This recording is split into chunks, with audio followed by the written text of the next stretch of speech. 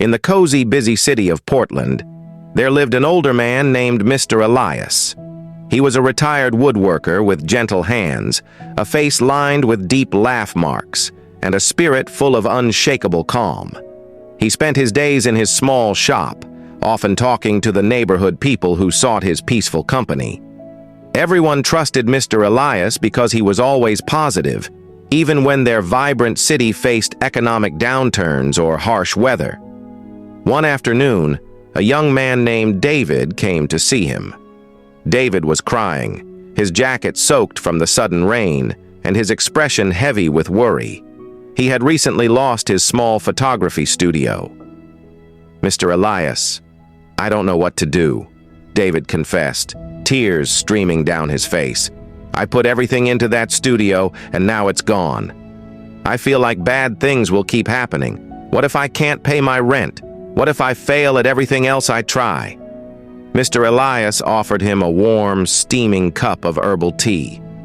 "Sit down, David," he said gently. "Tell me, what do you think will happen next?" David wiped his eyes. "I just feel like a spiral of bad luck is coming for me." Mr. Elias shook his head slowly. "David, when we think only bad thoughts, we feel heavy and defeated. But if we make the choice to think good thoughts, our hearts lighten, and we start to see solutions." David sighed. "But how can I think good thoughts when everything is so bad?"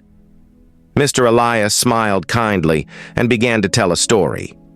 Once there was a traveler who walked the streets with nothing, no job, no home, no money. He sat by a quiet bayou weeping. A woman came by and asked, "Why are you so sad?" The traveler replied, "I have absolutely nothing. How can I be happy?" The woman pointed to the water, the sturdy trees, and the clear blue sky. She said, "You have the freedom of the air in your lungs. You have the strength in your legs. You have the beauty of nature all around you. If you think about what you don't possess, you will always be poor.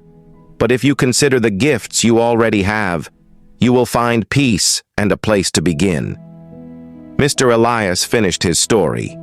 "You see, David, that traveler's life didn't change because of a miracle. It changed because he chose to change his mind.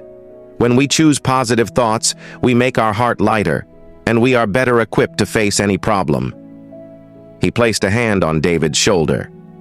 "If you wake up every morning and simply tell yourself, 'Today will be a good day,' you will find the strength to apply for a new job, to rebuild your savings, and to look to the future with genuine hope. But if you only focus on what might go wrong, you will feel sad and weak." David nodded. "I understand. I will try to think positive thoughts from now on.